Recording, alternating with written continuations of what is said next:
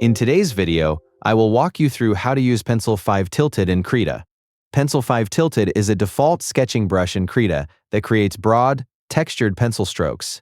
It's great for sketching, shading, and adding natural-looking texture to your drawings. Open the Brush Presets docker, search for Pencil 5 Tilted, and select it. Use light strokes to sketch the basic shapes, then build up darker areas with repeated strokes instead of pressing too hard. For shading, use broad, overlapping strokes to create smooth transitions. You can also use quick side-to-side strokes to build soft, textured shading. Adjust the brush size as needed. Use smaller sizes for details, medium sizes for general sketching, and larger sizes for broad shading in textured areas. Pencil 5 Tilted is a great choice for creating soft sketches, natural shading, and realistic pencil textures. And that's how to use Pencil 5 Tilted in Krita. Thank you for watching the video.